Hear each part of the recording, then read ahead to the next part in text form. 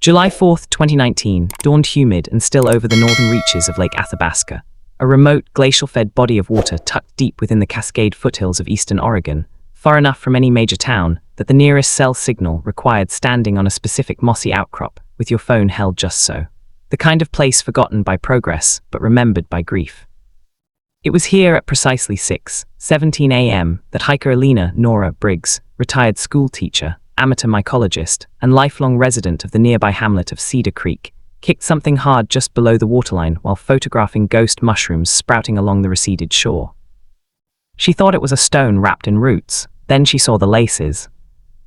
It was a men's hiking boot, size 10, mud-caked and bleached by decades of sun and submersion, its leather cracked like old parchment. Saltwater? No, this was freshwater, cold and clear, but the tannins from the surrounding hemlock forest had stained everything the color of weak tea. What caught her breath wasn't the decay, though.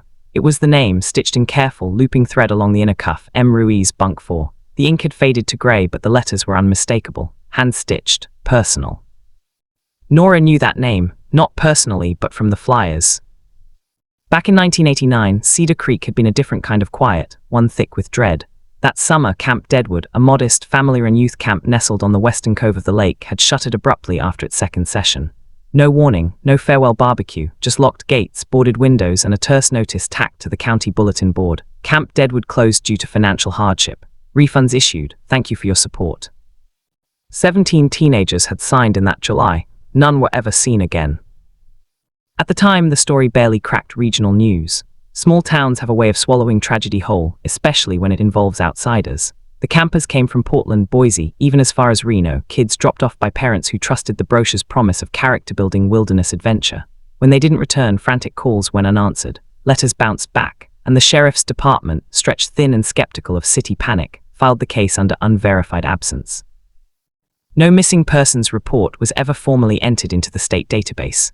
By 1991, Camp Deadwood was just another overgrown ruin, swallowed by blackberry brambles and local myth. But Nora remembered the flyers. She'd helped print them at the Cedar Creek Library, grainy photocopies of smiling teens with names like Dev Patel, Lena Cho, Marcus Ruiz. 17 faces, 17 families left with nothing but silence. And now, 30 years later, Marcus Ruiz's boot washed up like an accusation. She didn't touch it again. Instead, she backed away, heart hammering, and called the county dispatcher from her satellite phone. Her voice shook as she described the find, but the dispatcher, new to the job, reading from a script, told her it was likely debris from upstream flooding, and to leave it be for wildlife safety. Nora hung up. She took 3 photos with her digital camera, zooming in on the stitching, the wear pattern on the sole, the way the laces were double knotted, the same way her own son used to tie his shoes before soccer practice. Then she walked home, her boots squelching with lake water, the image of that name burning behind her eyes. What she didn't know, couldn't know, was that Marcus Ruiz's boot was only the first. Within 10 days, a fisherman found a pair of red Converse high-tops snagged in driftwood half a mile north. A park ranger patrolling the southern inlet discovered a mud-smeared sandal with a seashell charm still dangling from the strap. Then came the ballet flat, white, size 5, with a tiny rhinestone butterfly near the heel. It was found by a botanist cataloguing invasive reeds, lying neatly upright on a flat stone, as if placed there. By August, 17 shoes had surfaced along a 3-mile arc of shoreline, not scattered randomly, but spaced with eerie regularity, roughly every 900 feet, following the curve of the old camp's perimeter trail as it once hugged the lake. Each bore traces of its owner, initials, camp tags, a frayed friendship bracelet still looped through an eyelet, yet none matched any open missing persons case in Oregon's system. The state had no record of 17 missing teens from Camp Deadwood in 1989. According to official archives, the camp had closed in June of that year, before summer session even began, due to unpaid property taxes. That contradiction, shoes reappearing, names remembered but no paper trail, was the first crack in a story that had been sealed for 3 decades, because someone had gone to great lengths to erase those 17 kids. And now, the lake was giving them back, one shoe at a time. The envelope arrived on a Tuesday in late September, slipped under the windshield wiper of the narrator's rental sedan, while they were interviewing a retired postal carrier in Cedar Creek. No stamp, no return address, just thick, yellowed manila paper, brittle at the folds, sealed with a dot of dried wax that crumbled at the touch. Inside, nestled between 2 pieces of cardboard to prevent bending, was a single sheet of lined notepaper, water-stained along one edge, its corners softened by time and moisture. The handwriting was precise, almost architectural, loops tight, descenders sharp, a young woman's hand trying hard not to betray urgency. It was dated July 11, 1989. Dear Min, it began. If you're reading this, I couldn't mail it in time. Or maybe I'm just too scared to, but you should know what's happening here. Camp not like last year. The new program directors don't wear badges and they don't laugh at bonfire songs. They watch all the time. The letter was signed Lena, and though the full name wasn't given, the narrator already knew. Lena Cho, 22, pre-med student from Portland Community College, returning for her third summer as a senior counselor. Her photo had been on one of those faded 1989 flyers, dark hair in a braid, arms wrapped around two younger campers, grinning like she believed in the magic of s'mores and stargazing. But this Lena was different. She wrote of night drills, disguised as emergency preparedness. Campers roused at 2 a.m., marched in silence to the old ranger station half a mile into the woods, instructed to breathe deeply from handheld nebulizers before being led back to their bunks. She described a refrigerated truck arriving twice a week, unloading crates marked only with green triangles, never opened in front of staff. One night, she'd followed a counselor named Ben, who'd been acting jittery and pale, and watched him hand over a cooler to a man in a windbreaker with no logo, no name tag, just a silver ring shaped like a serpent eating its own tail. They say it's a pilot program, Lena wrote, Youth Resilience Initiative, but the kids in Cabin 5 started coughing last week, not sick coughs, more like choking, and when I asked Nurse Hensley, she just handed me a new clipboard and said, track vitals hourly, don't ask why. The most chilling passage came near the end, ink smudged as if written in haste or tears. I found something in the supply shed yesterday, vials labeled CYT07 inhalant phase II. I looked it up in the med library before I left campus. Doesn't exist, not in any journal, not in the FDA registry, but I saw one camper, Chloe W. You remember her, the one who sang that weird lullaby? She had one taped to her wrist under her watch band, like a nicotine patch. She wouldn't talk about it, just whispered, they said it helps us focus. Focus on what? Then the final lines, written in a tighter, faster script, as if the writer was listening for footsteps. If I don't write again, check the hollow oak near the dock. I left something there for you, and Min, burn this after you read it. Don't trust the air here, it tastes wrong, like metal and burnt sugar. I think they're testing something on us, and we're the soil. The narrator sat in the car long after dusk, the letter resting on the steering wheel like a relic.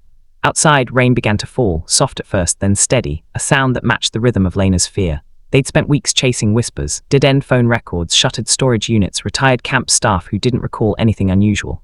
But this was a voice from inside the silence. Not a rumor, not a conspiracy theory. A young woman's real-time alarm smuggled through time. Later, back at the Cedar Creek Motel, a single-story row of rooms with peeling paint and a flickering neon vacancy sign, the narrator spread archival photos across the bed. There she was, Lena Cho, age 22, standing beside the very dock mentioned in the letter, one hand shading her eyes, the other holding a canoe paddle. In the background, barely visible behind her, stood the old ranger station, long since collapsed, according to park records. And just to the left, its branches dipping toward the water like a beckoning hand, was the hollow oak. What had Lena buried there? The letter offered no answers, only a warning wrapped in sisterly love, but it reframed everything. The disappearances weren't random. They weren't a tragic accident or a cult abduction. Someone had brought those 17 kids to Camp Deadwood with intention. Someone had turned a place of campfire songs and canoe races into a field lab. And Lena Cho, bright, observant, afraid, had seen it coming. She just hadn't lived long enough to stop it.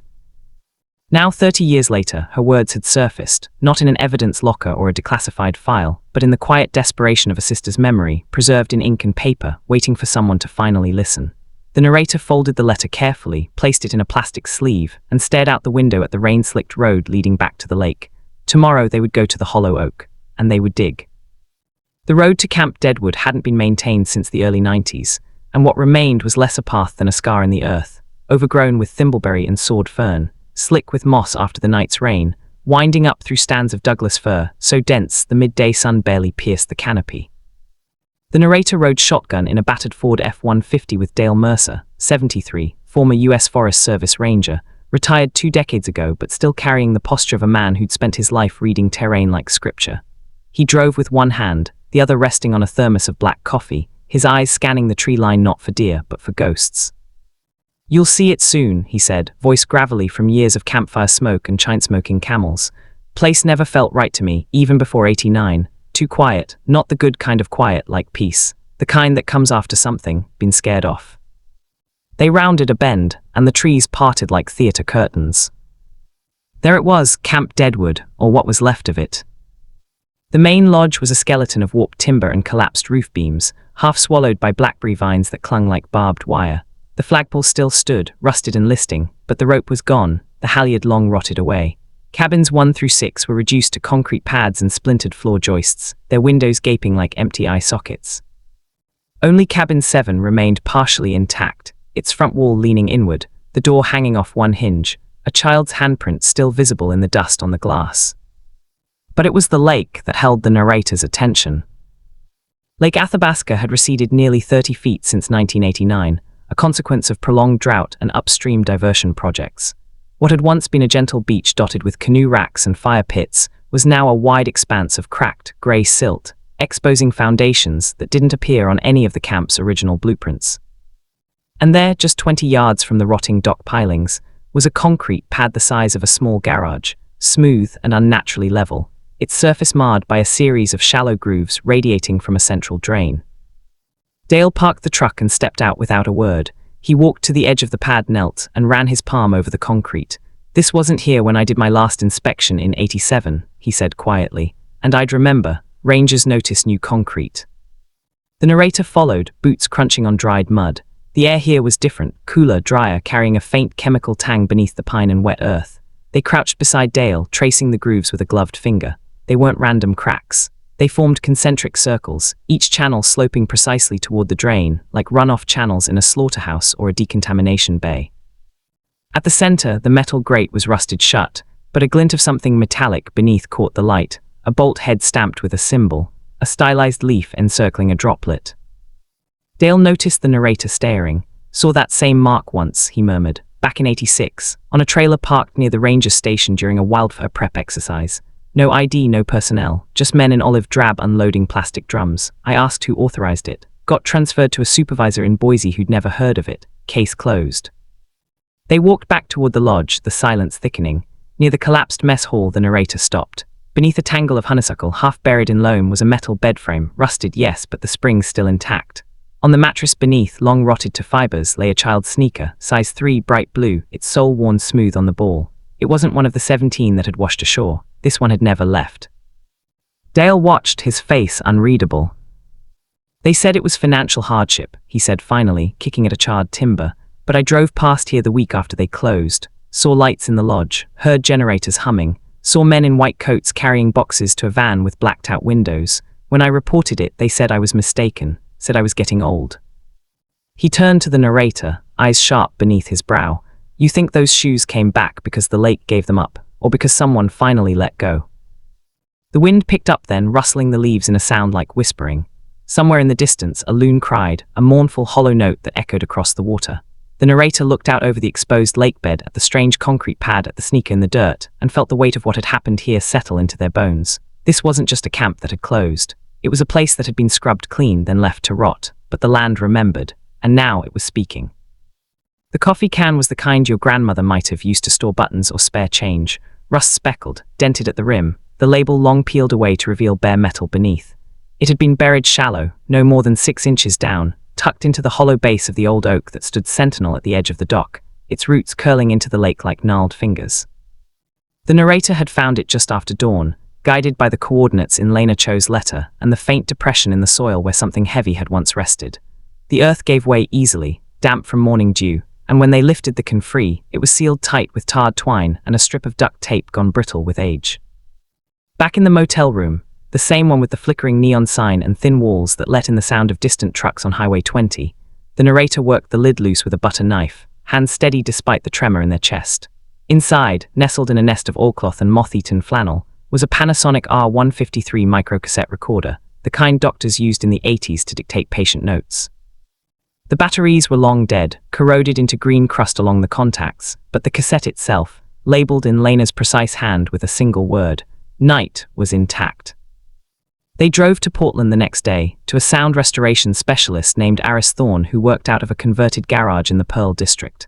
Aris, a wiry man in his 50s with ink-stained fingers and a wall of vintage reel-to-reels, took one look at the recorder and sighed. "This thing's been wet, twice maybe," but he agreed to try. 3 days later, over black coffee in his studio, walls lined with acoustic foam and shelves groaning under the weight of obsolete media, Aris played the clean transfer through studio monitors. At first, just the hiss of magnetic tape, the faint warble of agging oxide, then laughter. Bright, youthful, unmistakably teenage, a boy mimicking a counselor's voice, a girl giggling so hard she snorted. And then he said, "No marshmallows after lights out, like we're 5, Maury laughter."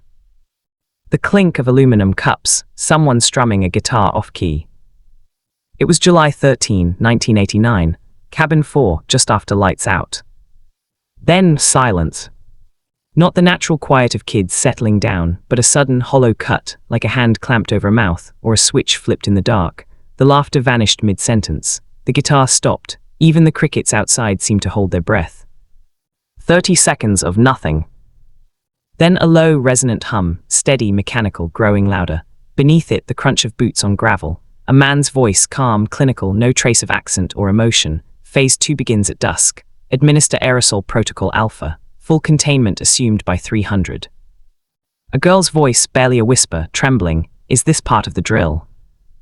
No answer, just the hum, now layered with the distant whine of a generator kicking on. Then a metallic clang, like a door latching shut.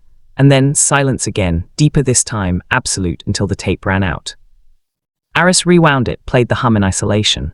"That's not a generator," he said, frowning at his spectral analyzer. "Frequency's too stable. Listen to the waveform, clean sine wave, 60 Hz, with a secondary harmonic at 120. That's a mobile water purification unit. Specifically, the MP2000 series the Army used in the 80s for field hospitals. FEMA adopted a civilian version in 87 for disaster zones. Quiet, self-contained, runs on diesel." He pulled up a declassified procurement sheet on his screen. They were issued to FEMA Region X, Oregon, Washington, Idaho, starting in 1988, but only for declared emergencies. And there was no emergency declared at Lake Athabasca in July 1989, not even a boil water advisory. The narrator stared at the waveform pulsing on the screen, the ghost of that hum still vibrating in their teeth. So someone brought a FEMA-grade filtration unit to a summer camp and used it as background noise during a secret operation. Or, Aris said quietly, they used it as cover. The hum masks other sounds, voices, machinery, screams. It's white noise for covert work. Later, alone in the rental car, the narrator played the audio again, this time with headphones. Beneath the hum, almost inaudible, they caught it, a child humming. Just 3 notes over and over, like a lullaby trying to anchor itself in chaos. It was the same tune Chloe Winters, mother had described her daughter singing when she was nervous. "You are my sunshine," but slowed down, warped by fear. 17 kids had vanished, but for 12 minutes on a cheap cassette buried in a coffee can beneath an oak tree they'd been alive, laughing, afraid, present. And someone had recorded it, not to preserve their memory, but as data, as proof of compliance, as evidence that Phase 2 had begun. Now the tape was proof of something else, that Camp Deadwood hadn't just closed, it had been activated. And the hum hadn't stopped, it had just gone underground, waiting 30 years for someone to press play. The Clackamas County Records Office smelled of dust, toner, and the faint, sweet decay of agging paper, a scent that clung to every archive, every repository of the past that no one was in a hurry to revisit. The narrator sat at a scarred oak table beneath fluorescent lights that buzzed like trapped wasps, surrounded by bankers' boxes stamped Camp Deadwood, Summer Sessions 1987-1989. They'd spent 3 weeks filing public records requests, navigating bureaucratic dead ends, and appealing redactions until finally, a sympathetic clerk, retired herself in 6 months, tired of burying truth under paperwork, slipped them a key to the off-site storage annex. What they found inside Box 12 shouldn't have existed. 17 camper registration forms for Summer Session II, 1989, July 8 to July 22, each bearing a parent's signature, emergency contacts, medical histories, and a checkmark next to consent to participate in enrichment activities. But where the campers' names should have been, every line was blacked out with thick, deliberate marker, the ink so saturated it had bled through to the reverse side. No carbon copies, no digital backups, just 17 voids. Except one. Tucked behind the stack, as if someone had forgotten to redact it in time, was a single unaltered form. At the top, in neat cursive, Devon Patel, age 15, Portland, OR. Beneath, in the parent-guardian field, a signature, Anita Patel, and a phone number that had been disconnected in 1993. The medical notes section included a small detail, mild asthma, uses inhaler, albuterol. And in the margin, in red pen, a handwritten note, clear for CYTO exposure, cohort delta. The narrator's breath caught, CYTO, the same prefix from Lena Cho's letter, the same compound referenced in the pill bottle from Nurse Hensley.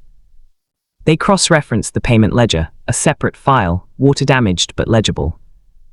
Tuition for session II had been paid not by parents, but in a single wire transfer on June 30, 1989, from an entity called the Northwest Youth Development Initiative, NYDI. The amount, $17,000, exactly $1,000 per camper. A quick search of state and federal non-profit databases turned up nothing. NYDI had no EIN, no filings with the IRS, no presence in Oregon's Secretary of State Registry. But a deep dive into archived newspaper clippings from 1988 revealed a small notice in the Portland Business Journal. NYDI had received a $250,000 community resilience grant from the Department of Health and Human Services, routed through a subcontractor named Horizon Strategic Solutions. Horizon in turn led to a shell game of LLCs, but one name kept surfacing in corporate filings. Dr. Elias Vaughn, former director of aerosol pathogen containment at Fort Detrick's USAMRID lab, who left government service in 1985 to pursue private sector biodefense innovation. By 1988, he was listed as a consultant for Horizon. And by 1989, Horizon was funding a summer camp in the Oregon wilderness. The narrator drove to the Multnomah County Library next, pulling microfiche reels of local phone directories from 1989. Under Northwest Youth Development Initiative, there was no listing, but in the camp services section between Cedar Ridge Outfitters and Eagle's Nest Canoe Rentals was a number for Deadwood enrichment programs, a name that never appeared on any brochure. They dialed it on a landline just to hear the recording. A robotic voice, "The number you have reached has been disconnected or is no longer in service." But the area code, 503, matched the number on Devon Patel's form. Then came the hospital records. Through a contact in public health, the narrator accessed anonymized ER logs from St. Vincent's in Portland for Q3 1989. Buried in the data, a 300% spike in pediatric respiratory admissions during the first 2 weeks of July, all presenting with identical symptoms: dry cough, elevated heart rate, transient cyanosis, blue lips, the notes: no fever, no infection. Diagnoses listed as environmental irritant exposure or unspecified reactive airway. All patients discharged within 48 hours. All records flagged with a small notation in the margin: referral, NYDI follow-up. But NYDI had no clinic, no office, no follow-up. The pieces clicked with cold finality. These weren't campers, they were subjects. The $1,000 per child wasn't tuition, it was compensation, or hush money. Parents, likely struggling or undocumented, had been told their kids were part of a leadership program with room, board, and a stipend. They signed the forms. They never saw their children again. And the government, through layers of shell companies and retired bioweapons experts, had turned a lakeside summer camp into a field trial for an experimental aerosolized compound, testing its effects on adolescents in a controlled, isolated environment. When the results came back, whatever they were, they sealed the site, erased the names, and let the forest grow over the truth. Now, 30 years later, the shoes were returning, but the names were still missing. Because someone had made sure they'd never be found, not in records, not in databases, not even in memory, only in the mud, in the margins, in the silence between laughter and hum. The Cedar Pines Assisted Living Facility sat on the eastern edge of Bend, a low-slung building with beige stucco walls and a courtyard full of plastic geraniums that never wilted because they weren't real. Room 214 overlooked a gravel parking lot and the distant smudge of the Cascades, but Marjorie Hensley didn't look out the window much anymore. At 82, her eyes preferred the past, the sharp, vivid world of 1989, where she'd been Nurse Maggie, the no-nonsense medic with a bottomless first aid kit and a soft spot for homesick kids who cried into their bunks after lights out. She answered the door in a floral housecoat, her silver hair pinned in a loose bun, hands trembling slightly, not from age alone, the narrator would learn, but from a lifetime of carrying something too heavy to name. She agreed to meet only after the narrator showed her a photocopy of Lena Cho's letter, the part about allergy tests and the white-coated men. Marjorie's breath hitched when she saw it. "I told her not to write that down," she whispered. "Paper leaves a trail." She invited them in, shuffled to a small armchair, and gestured for the narrator to sit on the edge of her bed. The room smelled of lavender lotion and old paper. On the nightstand, a framed photo of a younger Marjorie in a nurse's uniform, standing beside a row of smiling campers, a pill organizer, and a small amber prescription bottle, its label worn but legible. "I was only supposed to be there for 2 weeks," she began, voice thin but steady. "Fill in for the regular nurse who broke her wrist water skiing. Camp Deadwood had always been wholesome. Sing-alongs, canoe races, bug juice. But that summer session it felt wrong from day one. She described how on the third night, 3 boys from cabin 7 reported headaches and dry throats. By morning, it was 7 kids. By evening, the whole cabin 8 campers, 1 counselor complaining of tightness in their chests, a metallic taste, like licking a battery. She treated them with antihistamines and fluids, wrote it off as mild chemical exposure from the new lake filter system. But then the men arrived. Not Forest Service, not camp staff. 3 of them drove up in a grey panel van, no logo, no plates, dressed like contractors, but their shoes were too clean. One of them handed me a clipboard, said they were from environmental health and needed to run air quality diagnostics. They asked for the symptomatic campers by name. I said no parental consent required. The man just smiled and said, "We already have it." Her hands clenched in her lap. That night I saw them loading cabin 7 onto the van, not carrying them walking but dazed, like sleepwalkers. The counselor Ben kept blinking real slow, like his eyes wouldn't stay open. I tried to stop them. I stood in front of the van. One of the men put his hand on my shoulder, gentle, almost kind, and said, "Go inside, Marjorie. You're not part of this phase." How did he know my name? She fell silent for a long moment. Outside, a maintenance cart rumbled past. The next morning, cabin 7 was gone, bunks stripped, personal items removed, even the cabin logbook vanished. When I called the sheriff, the dispatcher put me on hold, then transferred me again. Ended up back at the same dispatcher who said, "Ma'am, there's no record of any disturbance at Camp Deadwood." I drove into Cedar Creek myself. Sheriff's office was empty except for a deputy eating a sandwich. He told me the camp was under private contract, and I should mind my own business. She reached for the amber bottle on the nightstand, unscrewed the cap, and poured a single white pill into her palm. Found this in the infirmary trash the day after they took cabin 7. It wasn't in our supplies. I kept it. Knew one day someone might ask. The narrator took the pill, held it up to the light. Tiny, unmarked, but the bottle's label read, CYT07, Experimental Inhalant Stabilizer, Restricted Use Only, Horizon Strategic Solutions. Horizon, the narrator asked. Marjorie nodded, saw the name on a crate they unloaded from the van. I didn't know what it meant then, but I looked it up years later after I retired, found out about Dr. Vaughan, Fort Detrick, aerosolized neuroinhibitors. That's when I stopped sleeping. She leaned forward, her eyes locking onto the narrator with sudden intensity. You think you're chasing ghosts, but they're not ghosts. They're buried in paperwork and shell companies and people like me who stayed quiet too long. Her voice dropped to a whisper. If you keep digging, they'll come for you too. Not with vans, not anymore. They'll call it a review. Freeze your grants, leak your name to the press as a conspiracy theorist, make you look unhinged. That's how they win now. She paused, then added, almost as an afterthought, Chloe Winters, she was in cabin 7, sweet girl, sang that lullaby every night, You Are My Sunshine. She told me once it was her mom's song, said it kept the monsters away. Marjorie's voice broke. I should have been the monster for her, but I let them take her. She turned her face to the window, where the plastic geraniums glowed in the afternoon sun. Walk away, she said softly, before they erase you too. But the narrator didn't walk away. They left the room with the pill in their pocket, Marjorie's warning echoing in their ears, not as a threat, but as a testament, because someone had to remember the names, even if the world tried to dissolve them like pills in water. The email arrived at 3:17 a.m., a time when the world feels suspended between truth and exhaustion. Subject line, official clarification, Camp Deadwood Historical Inquiry. Sender, U.S. Forest Service, Public Affairs Office, Region 6. The narrator had expected silence, obfuscation, maybe another politely worded denial. Instead, they got a full-blown press release, polished and preemptive, as if someone had been watching their every move. The document opened with a tone of gentle condescension. In light of recent sensationalized speculation regarding the former Camp Deadwood site, the U.S. Forest Service wishes to reaffirm the historical record. It went on to describe the camp's 1989 closure as a routine administrative decision due to declining enrollment and unsustainable operational costs, citing a single line from a 1990 county ledger, conveniently omitting the $17,000 wire transfer from NYDI, the missing camper registrations, the ER spike in respiratory cases. The reappearance of footwear along Lake Athabasca's shoreline was dismissed as coincidental flotsam, attributing the phenomenon to upstream recreational activity and seasonal hydrological shifts. The 17 shoes, each bearing names, camp tags, and wear patterns consistent with adolescent use, were reduced to weathered debris with no provable connection to any historical event. Worse was the subtext. Embedded in the third paragraph was a veiled warning. The Forest Service reminds the public that unauthorized excavation or dissemination of unverified claims regarding federal land may constitute violations of 18 U.S.C. Section 1857 and related statutes. It wasn't just a correction, it was a legal marker, drawn in ink.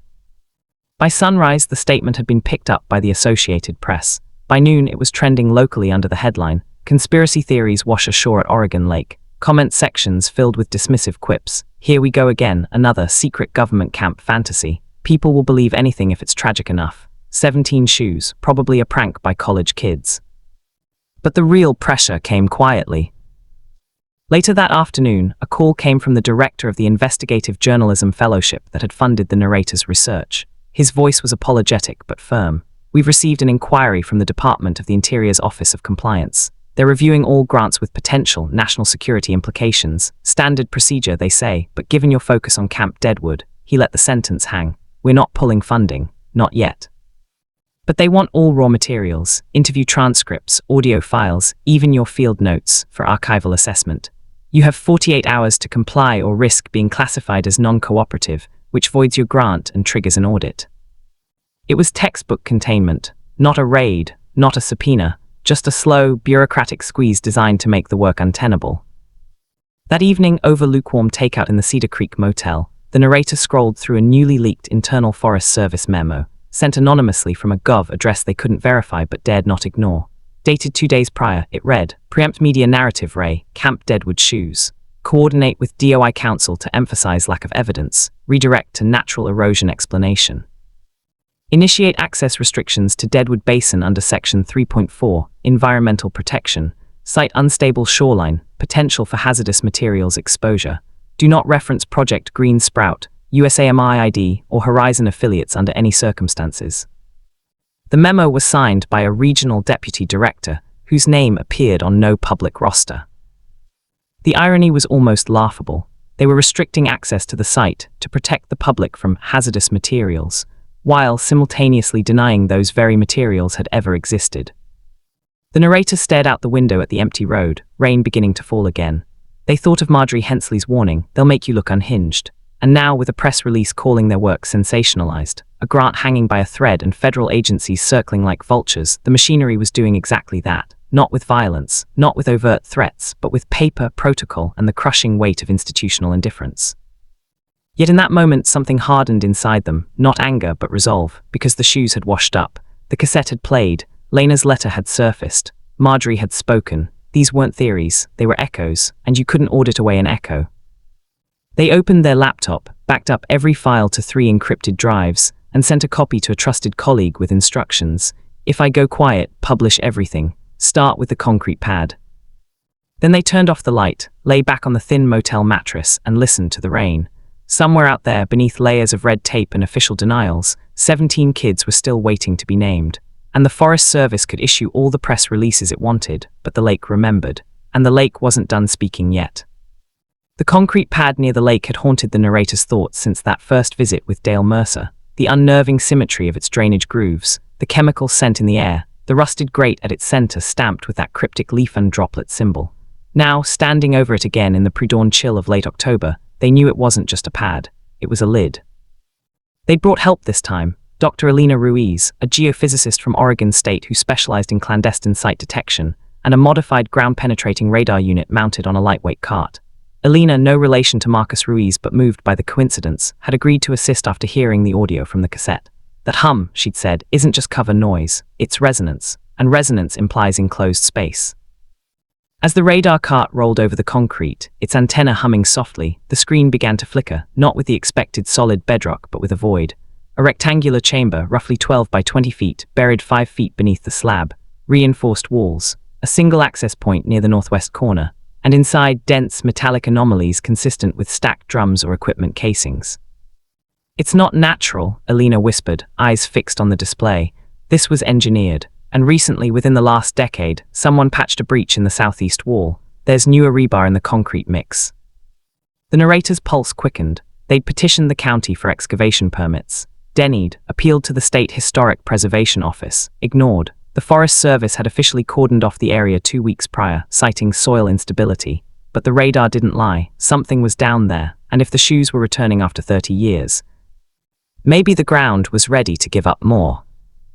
They returned at midnight. Under a moonless sky, with only headlamps and the distant cry of a barred owl for company, they worked with quiet precision. Elena used a diamond-tipped core drill to bore a narrow hole through the weakest seam, the patched section identified by the radar. The concrete gave way with a low groan, revealing darkness and a rush of stale, cold air that carried the unmistakable tang of mildew, rust, and something sharper, acetone maybe, or formaldehyde. The narrator lowered a borescope. The screen flickered to life. Rows of metal cots lined the walls, their canvas rotted to dust, springs exposed like ribs. In the center of the room stood 3 IV poles, their bags long evaporated, tubes dangling like vines. Against the far wall, a locked steel cabinet, its surface pitted with corrosion but still intact, and scattered across the floor boots. Not the ones that had washed ashore, but others, smaller, children's sizes, left behind. They widened the hole just enough to slide down, boots sinking into 3 inches of silt and rodent droppings. The air was thick, suffocating, as if time itself had settled here and refused to stir. The narrator approached the cabinet. The lock was rusted shut, but a few sharp strikes with a pry bar shattered the mechanism. Inside, stacked neatly in mildewed file folders, were intake forms. Not redacted, not voided. 17 of them. Each bore a camper's full name, date of birth, blood type, allergies, and a section labeled Project Green Sprout Trial Cohort Delta Baseline Metrics. In the informed consent box, a parent's signature, some shaky, some hurried, but beside it in a different ink, a stamped seal, Horizon Strategic Solutions, authorized under DoD Cooperative Agreement 884412. Handwritten notes in the margins detailed daily observations. Subject 4, mild bronchospasm post-aerosol, responsive to albuterol. Subject 12, disorientation at 2:30, resolved after glucose. Subject 7, Chloe W., hums during exposure, no adverse reaction, cognitive retention intact. At the bottom of the stack was a ledger, its pages swollen with moisture but legible. It listed stipend payments, $1,000 per child, wired to parents under Youth Leadership Stipend NWIDI. Next to each name, a final entry dated July 17, 1989, transferred to Phase III offsite monitoring. Status, active. But there was no Phase III site, no follow-up, no active status in any known database. The narrator sank to their knees, the weight of the truth pressing down like the earth above them.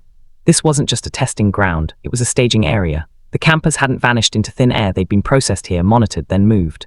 And the shoes that washed up 30 years later, they weren't lost, they'd been removed, stripped during decon perhaps, or discarded after exposure, and buried in the lake's outflow during cleanup.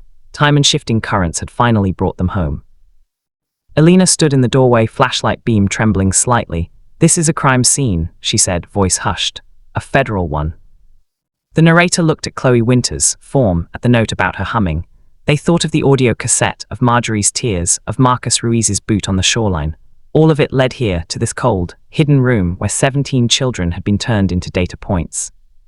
They photographed every document, bagged samples of the residue on the floor, and resealed the hole as best they could.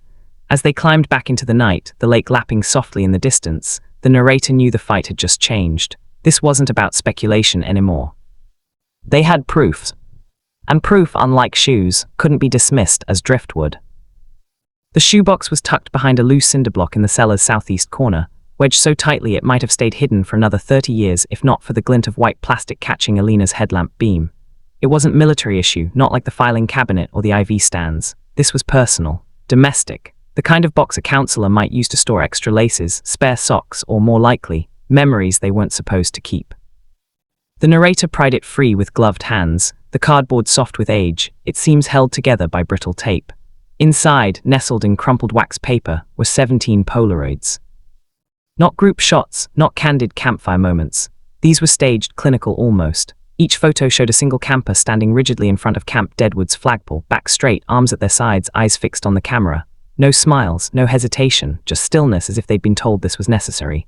The sky behind them was the same in every shot, flat, overcast, the light even and shadowless. July 12, 1989, the date scribbled in blue ballpoint on the back of each. The narrator laid them out on the damp concrete floor, one by one, like cards in a grim tarot spread. There was Dev Patel, 15, in a red t-shirt, eyes wide but dry, his inhaler clipped to his belt loop. Marcus Ruiz, 16, arms crossed, jaw set, a quiet defiance in his stance.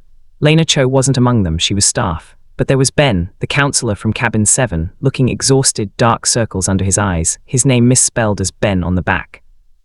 And then, near the bottom of the stack, her Chloe Winters, 13, barefoot, wearing cut-off shorts and a faded yellow sundress, her blonde hair in 2 braids. She held a small stuffed rabbit under one arm, the same one her mother would later describe as Mr. Hop's missing one eye. Her expression wasn't fearful, it was focused, as if she were listening to something just beyond the frame.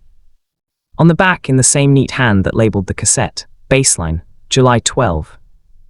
But what chilled the narrator wasn't just the uniformity of the photos, it was the shoes. Each camper wore the exact pair that had washed ashore decades later.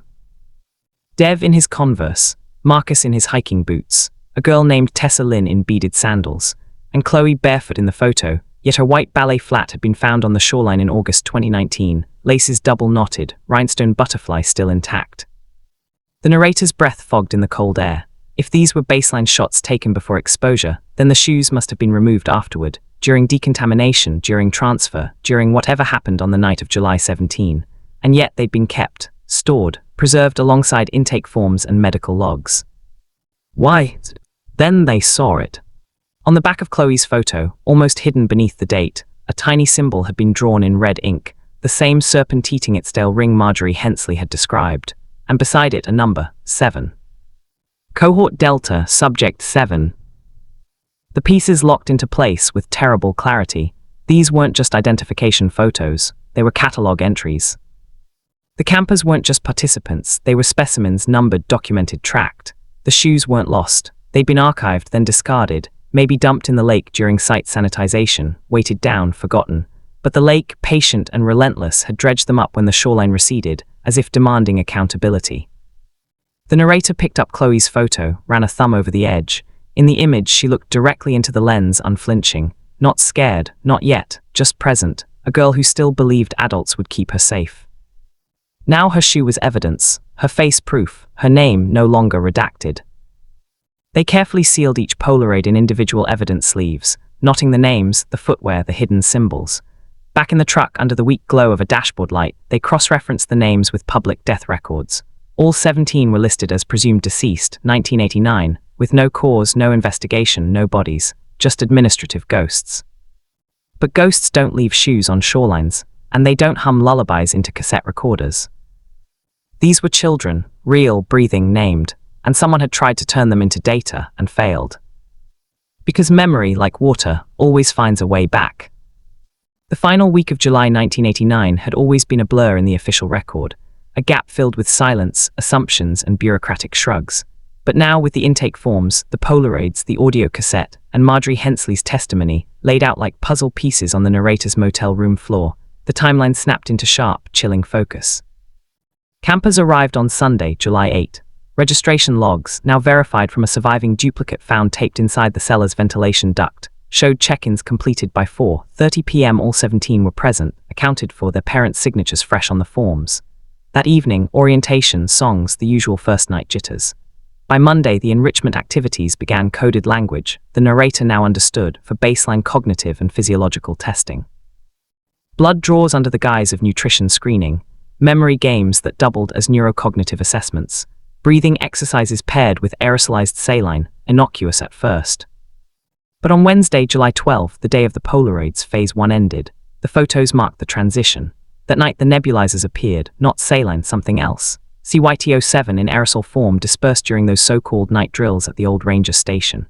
By Thursday, symptoms emerged: dry coughs, dizziness, the metallic taste Marjorie described. Cabin 7 was hit hardest, 8 campers and Councillor Ben all exhibiting moderate disorientation. They were isolated, monitored, then, on the evening of July 15, removed. Here, the trail nearly vanished, until the narrator pulled the microfiche of the Cedar Creek gas and go. Tucked in the back pages of the July 1989 ledger, under miscellaneous commercial transactions, was a single entry. July 16, 1989, $200 cash, diesel fuel, Deadwood camp van. The attendant on duty, a man named Ray Kelso, had retired to Arizona, but his daughter, reached by phone, remembered the story. Dad used to say it was weird, this guy in a white coat, no badge, paid cash, and kept looking over his shoulder like he was being watched. Asked for a receipt for accounting. Dad wrote Deadwood Camp because that's what the guy said, but he wasn't wearing any camp logo, just clean shoes and a ring. The ring, the serpent eating its tail. The narrator cross-referenced weather archives from the National Weather Service. Heavy rain began at 8:47 p.m. on July 17, torrential downpours that swelled Lake Athabasca's outflow creek, turning it into a churning channel that emptied into the main basin. If the shoes had been disposed of that night, weighted, buried in silt near the concrete pad's drain, they would have been swept into the lake's current, carried deep into its cold, oxygen-poor depths, preserved by the tannins and mud. It would take decades of drought, receding shorelines, and shifting sediment before they surfaced. But why dispose of the shoes and not the bodies? That question led to the most disturbing revelation yet. Buried in a misfiled Oregon Department of Transportation permit from 1990, a request to stabilize erosion near Deadwood Access Road, was a reference to a temporary biohazard abatement contract awarded to a firm called Clean West, a known subcontractor for Horizon Strategic Solutions. The permit listed removal of contaminated personal effects as part of the scope. No further detail, no inventory. But the timing was exact, August 15, 1989, 2 weeks after the campers vanished. And Clean's standard protocol for biohazard disposal, incineration. The narrator sat back, the pieces clicking with cold finality. The campers hadn't just been tested. They'd been exposed to an experimental compound whose effects were deemed either too volatile or too valuable to leave behind.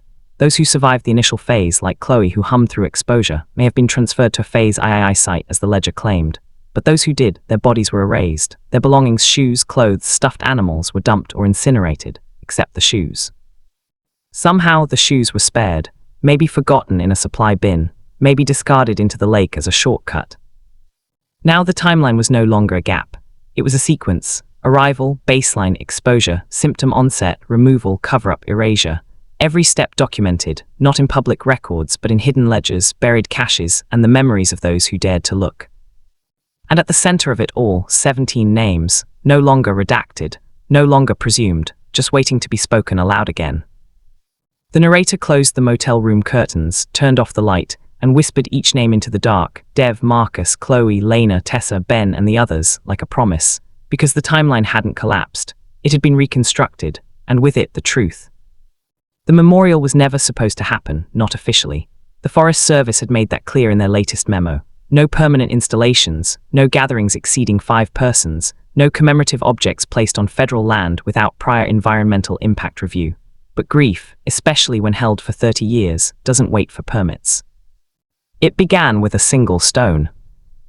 Marjorie Hensley, frail but resolute, arrived at the shoreline just after dawn on a cold October morning, her hands wrapped in knitted gloves despite the mild chill.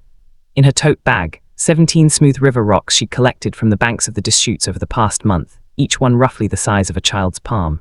On each, she'd etched a name in fine-tip permanent marker, retracing the letters again and again so they wouldn't fade. She placed the first one, Chloe Winters, at the water's edge where the ballet flat had been found, then Devon Patel, then Marcus Ruiz. One by one, the names returned to the land that had swallowed them. Word spread quietly through survivor networks, through parents who'd spent decades calling dead ends and staring at empty doorways. By midday, 32 people stood on the receded lakebed.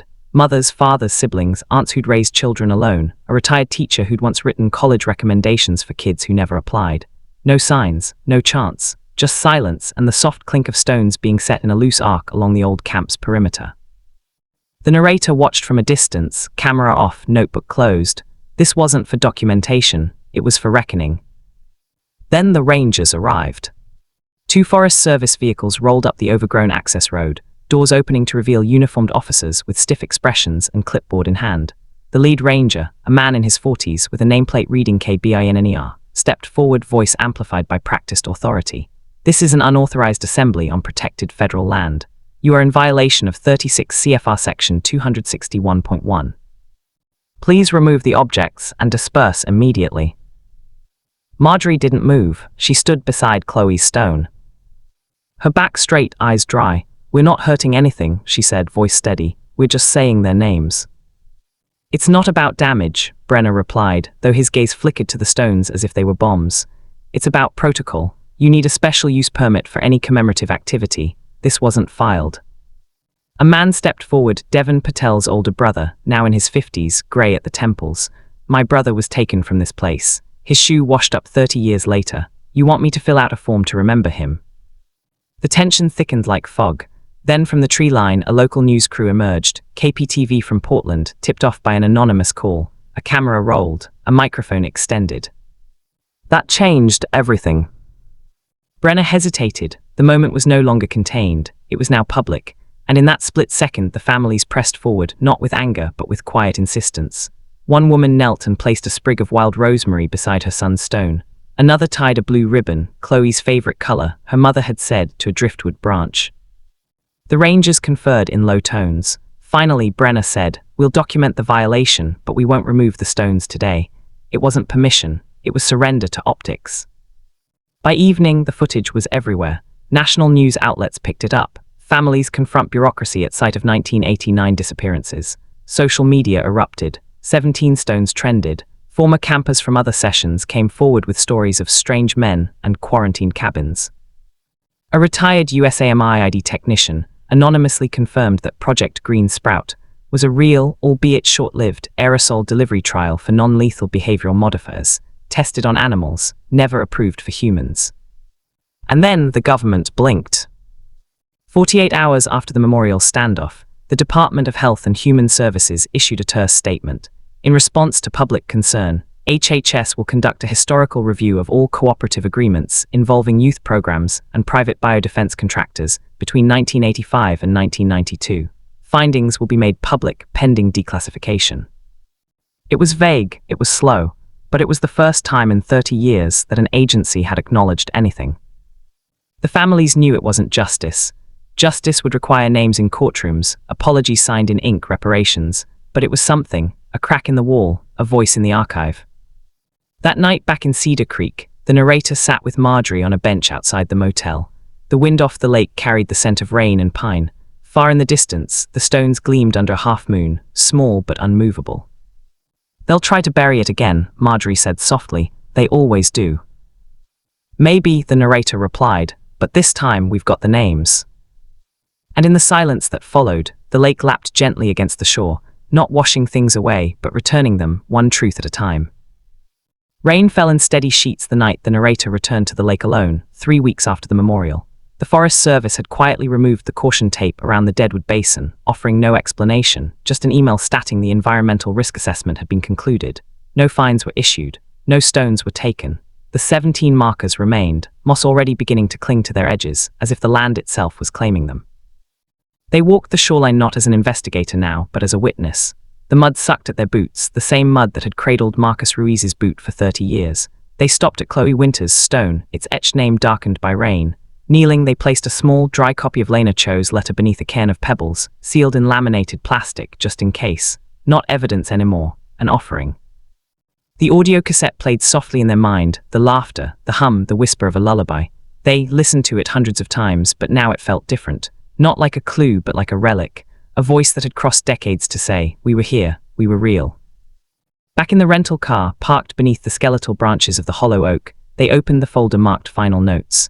Inside, transcripts of every interview, high-res scans of the intake forms, the Polaroids, the Forest Service memo, the gas station ledger, even the pill bottle from Marjorie Hensley. All of it would go to the archive at Portland State, a public, uncensored record. No redactions, no voids. Just names, dates, and the terrible, ordinary truth of what happened when a government subcontracted its conscience to a shell company with a serpent on its ring. They thought of Dev Patel's inhaler, still listed in his intake form, of Tessa Lynn's beaded sandals washed clean by the lake, of Ben, the counselor, misspelled as Ben, as if even his identity had been carelessly discarded. These weren't anomalies, they were children, and they'd been treated like variables in an equation that balanced national security against human cost and found the cost negligible. Marjorie had asked them, just days before, will anyone remember them in another 30 years? The narrator hadn't answered then, but now, watching the rain ripple across the lake's surface, they knew. Memory isn't carried by institutions, it's carried by people, by a nurse who kept a pill for 3 decades, by a hiker who didn't walk away from a boot, by a brother who stood in the rain to say his sibling's name. The official story had been a lie wrapped in bureaucracy, financial hardship, seasonal driftwood, administrative oversight, but the truth was simpler and uglier. 17 kids were brought to a remote camp not to build character but to test a compound. When the experiment ended, whether from success, failure, or fear, they were erased, not with violence but with paperwork, not with screams but with silence. Yet silence breaks, water flows, shoes surface.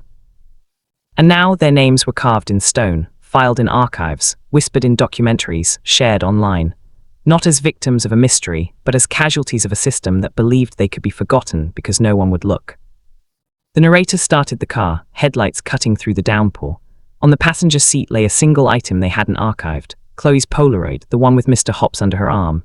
They made a copy for the file. This one was theirs to keep, a reminder that behind every data point was a girl who hummed when she was scared, who loved yellow dresses, who trusted adults to keep her safe.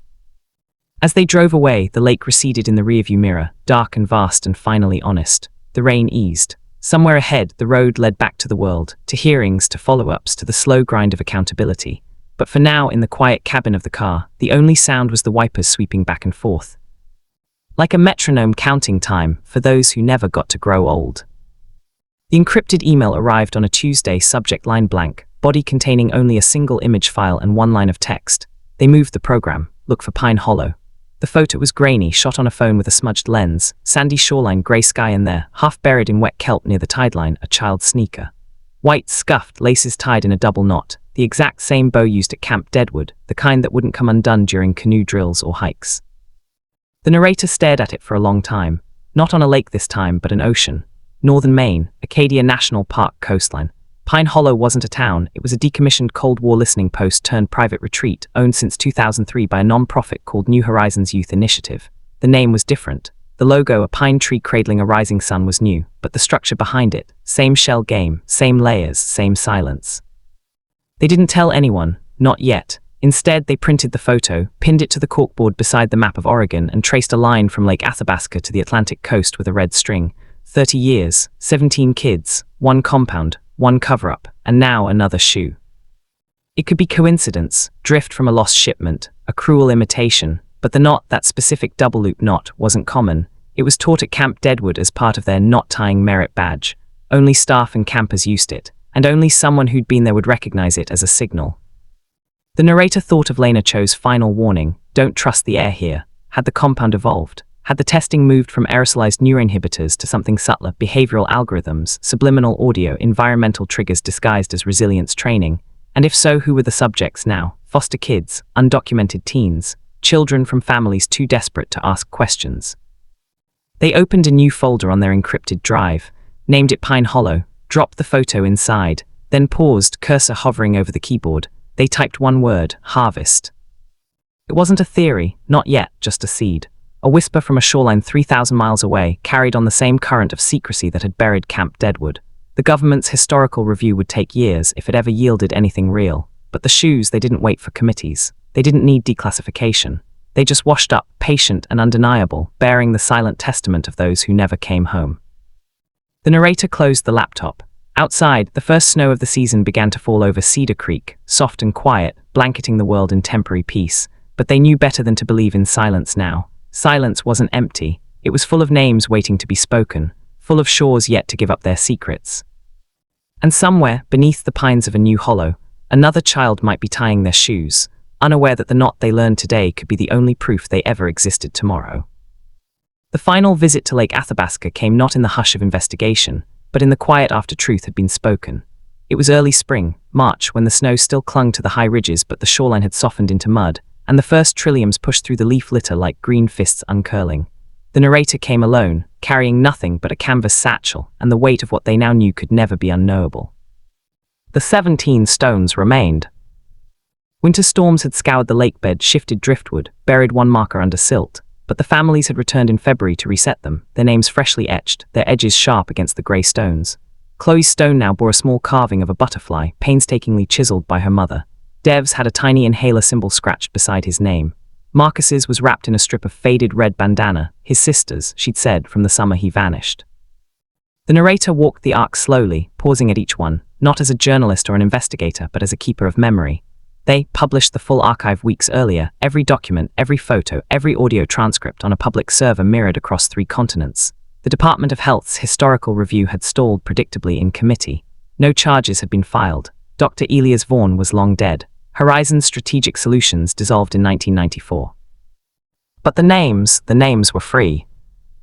They knelt at the concrete pad, now partially overgrown with willow saplings. The Forest Service had filled the hole they'd drilled, but the patch was obvious, a darker grey slab in the older concrete. Someone had spray-painted a single word across it in silver. Remember, no signature, no date, just that one directive, stark and necessary. In the satchel they carried 17 wildflower seeds, Camas, Oregon's native blue bloom, historically harvested by the Kalapuya people who once stewarded this land. They pressed one into the soil beside each stone, whispering the camper's name as they did. Not a ritual, not a prayer, just an act of reciprocity. The land had taken. Now it would grow. As they worked, an osprey circled overhead, its cry sharp against the stillness. The lake, swollen with snowmelt, lapped gently at the shore, no longer a vault, but a witness. The shoes had done their work. They'd cracked open the silence, drawn the seekers, forced the keepers of secrets to flinch. And though justice remained distant, something else had taken root: remembrance. Public, persistent, unredacted. On the drive back to Cedar Creek, the narrator passed the old gas station where Ray Kelso had once filled a van with diesel for men in white coats. It was a craft brewery now, its sign shaped like a hop cone. Progress, they supposed, but beneath the asphalt, the past still hummed. That night, in the same motel room where they'd first listened to Lena Cho's letter, they packed their final box. The case files were archived, the interviews transcribed, the evidence preserved. What remained wasn't evidence anymore, it was legacy. And legacy didn't belong to them. It belonged to the families, to the archive, to the wind that carried names across water. Before turning out the light, they placed one last item on the windowsill: Chloe's ballet flat, the one found in August 2019. They'd kept it as evidence long enough. Now it was a relic, a testament, a child's shoe that had crossed 30 years of silence to say, "I was here." Outside, the neon vacancy sign flickered once, then went dark, but the stars above Lake Athabasca burned steady, cold, distant, and countless, like names, like promises, like all the truths still waiting to wash ashore. The last envelope arrived not by mail, but left on the passenger seat of the narrator's car, while it sat parked outside the Multnomah County Library. A plain manila sleeve, no stamp, no postmark. Sealed with a single strip of clear tape. Inside, no letter this time, just a photograph. Black and white, slightly overexposed, the kind printed from a security camera or an old surveillance feed. It showed a chain-link fence crowned with concertina wire, a gravel driveway lined with pine trees, and in the distance, a low-slung building with narrow windows and a satellite dish bolted to its roof. At the bottom right corner, a timestamp, 6/14/2023, 03/17. And scrawled in pencil along the bottom edge, barely legible, Pine Hollow, they're still running drills. The narrator didn't show it to anyone, not yet. They slid it into a fresh folder labeled only with a single word, harvest, then they drove to the coast. Not Oregon's coast, but Maine, Acadia, the place in the photo.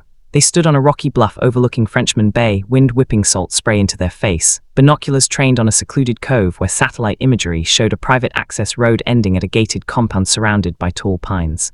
No signage, no public record of ownership beyond a web of LLCs registered in Delaware. But local fishermen spoke of a youth wellness retreat that didn't welcome visitors, where unmarked vans came and went at odd hours, and where every summer a handful of teenagers arrived, and never quite seemed the same when they left. The narrator didn't trespass, didn't confront, they simply watched, listened, took notes, and waited. Because they understood now, the truth wasn't a single revelation, it was a current. Camp Deadwood hadn't been an anomaly, it had been a prototype. A test run in isolation under the guise of summer camp far from prying eyes. When it was buried, the program didn't die, it migrated, evolved, rebranded, from aerosolized compounds to digital surveillance, from behavioral modification to algorithmic resilience training, the machinery had adapted. But the pattern remained, the vulnerable, the unseen, the young, used as proving grounds for systems designed in shadows. Back in Portland, the narrator began drafting a new proposal, not for a fellowship, but for a collaborative investigation with journalists in New England, environmental lawyers, and digital forensic experts. They'd learned from Camp Deadwood: go slow, document everything, protect your sources, and never let the names disappear again. But before they filed the first FOIA request, they returned once more to Lake Athabasca. The Camas flowers they'd planted were blooming, small star-shaped blossoms of deep blue pushing through the mud near the stones. Families had started leaving offerings: a harmonica, a friendship bracelet woven from grass, a handwritten poem titled 17 Reasons to Come Home. The Forest Service had stopped sending rangers. Maybe they'd realized some truths can't be cordoned off. On the shore, the narrator sat as dusk fell, the lake calm, reflecting the sky like a mirror. They thought of Lena Cho's voice on the cassette, of Marjorie Hensley's trembling hands, of Chloe humming in the dark. They thought of shoes washing up after 30 years, not as mysteries but as messages. Remember us, speak our names, keep looking. They stood, brushed the dirt from their knees, and walked back to the car. In the glove compartment, the photo of Pine Hollow waited.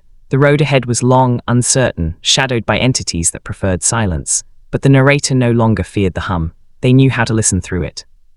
Somewhere another child was tying their shoes, and this time someone would be watching, not to test them, but to protect them. The wind picked up, carrying the scent of pine and water, and far off, beneath the waves or the soil or the weight of official lies, the truth kept moving, patient, persistent, unfinished.